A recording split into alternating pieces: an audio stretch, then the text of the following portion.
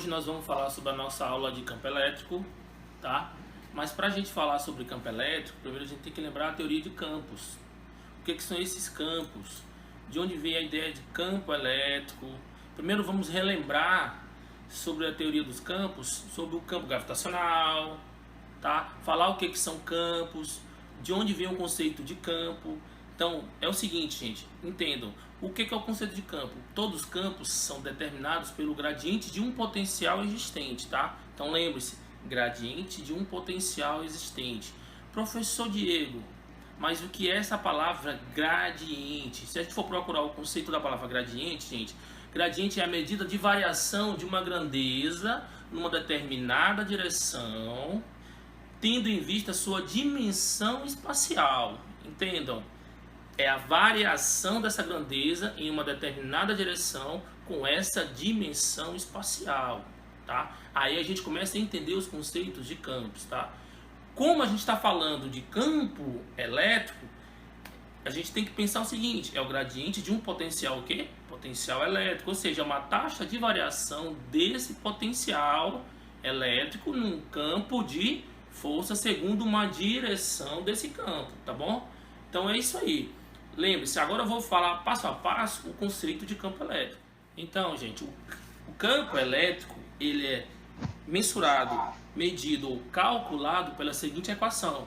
Qual, professor? Campo é igual a K, que é a constante eletrostática do meio, a carga-fonte, só que em módulo, e A dividido por quê? Pela distância ao quadrado. Lembrem, aquela mesma ideia da lei de Coulomb. Professor, mas então quer dizer que quanto maior o valor da carga-fonte, maior é a intensidade do campo elétrico em um certo ponto que eu escolhi em uma certa região? Sim. O que mais? Quanto mais distante eu escolher o ponto, menor a intensidade do campo elétrico naquele ponto. Bingo, professor. Então, temos duas coisas. Primeiro, que o campo é diretamente proporcional ao módulo da sua carga-fonte e inversamente proporcional ao quadrado da distância escolhida, ou seja, ao quadrado da distância do ponto que foi escolhido, tá? Observa aqui a figura e a gente vai ter o seguinte conceito. Professor, e se a carga for positiva e se a carga for negativa? Esse campo, ele não é um campo vetorial? É. E se a carga for positiva? Onde está a direção desse campo e onde está o sentido do campo? E se a carga for negativa, onde está a direção do campo e onde está o sentido do campo? Observa aqui a figura. Se a carga for positiva, o campo é saindo da carga, ou seja, sai a origem da carga e aponta na direção externa. Se o campo for negativo, o campo é entrando na carga, tá? Direção sempre a mesma. O que muda é o sentido do campo. Ora, pode, se a carga for positiva, saindo, se a carga for negativa, entrando na carga. Independente se a carga for positiva ou negativa, a direção é a mesma, essa direção radial. Imagina que aqui eu tenho uma carga, tá? E a carga, esse campo dela aponta em todas as direções, ou seja, tridimensional, tá? A gente olha muito nos livros, só que a gente olha só plano, tá? Mas é tridimensional, ou seja, aponta em todas as direções, tá?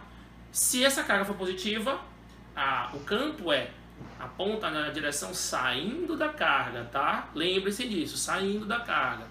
E se essa carga for negativa, o campo aponta sempre entrando na direção, sempre entrando na carga, tá? O sentido dele é esse, sempre entrando na carga e tridimensional, tá ok? Agora a gente vai ver os conceitos de como provar essa teoria de campo, tá? De onde, como foi calculado. Vamos provar essa equação que eu acabei de falar para vocês, tá bom? Dando continuidade aqui, vamos fazer a nossa analogia com o campo gravitacional, que a gente já viu muitas vezes que existe uma força de atração gravitacional da Terra com qualquer corpo e se aproxima dela, tá? Então existe uma força de atração gravitacional entre a Terra e a Lua que são responsáveis pelo movimento que a Lua faz ao redor da Terra. São apenas lembretes. A gente vai fazer uma pequena analogia do campo gravitacional com o campo elétrico e relembrar que o campo gravitacional é calculado como, professor Diego, essa constante gravitacional G, tá? Calcula-se como G, que é igual à constante gravitacional, massa da Terra, dividido pela distância ao quadrado. Como assim? Quanto mais distante um objeto estiver da Terra, menor vai ser a ação gravitacional da Terra. Ok? Quanto mais próximo, maior a ação do campo gravitacional da Terra. Vamos relembrar o que campo elétrico também é uma grandeza vetorial e também é calculado pelo gradiente de um potencial elétrico, assim como o campo gravitacional é calculado pelo gradiente de um potencial gravitacional. O campo elétrico é calculado também, determinado pelo gradiente de um potencial elétrico. Direção e sentido a gente já falou antes. Carga negativa entrando, campo entrando na carga, e carga positiva, o campo saindo da carga, tá? Então, campo gravitacional a gente tem pela lei da gravitação universal, 1 com a massa do corpo 2, nesse caso eu usei a massa da Terra e a massa da Lua, dividido pela distância entre os dois ao quadrado, tá? Quanto mais distantes, menor essa força de atração gravitacional. Lembrar também que peso é uma força, que é calculado por massa vezes esse valor.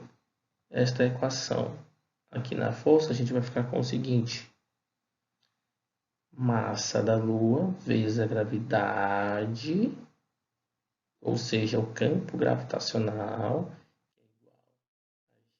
G, que é a constante, massa da Terra, massa da Lua dividido pela distância ao quadrado. Como a gente tem a massa da luz nos dois pontos, é como se a Lua fosse o corpo de prova para provar massas, a gente fica com a seguinte equação, que o campo gravitacional, aquele ponto, constante gravitacional, dividido pela vezes a massa da Terra, dividido pela distância ao quadrado. Quanto mais distante da Terra, menor é a interação do campo, né? Ou seja, menor é a atuação do campo naquele ponto. Fazendo uma analogia com o campo elétrico, seguintes equações. Aqui eu usei uma carga positiva, campo saindo. Lembrar que, para saber se há o campo elétrico, né, a gente usa uma carga de prova e que é determinada pela seguinte equação, que a força elétrica é igual ao produto escalar entre essa carga e o campo. Ou seja, essa força elétrica é o módulo dessa carga vezes o campo.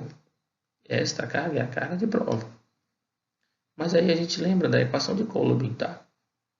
Se há uma carga fonte e há uma carga de prova, há duas cargas interagindo. Se há duas cargas interagindo, independente do sinal das duas, vai existir uma força elétrica entre as duas. Se as duas cargas tiverem o mesmo sinal, essa força é de repulsão.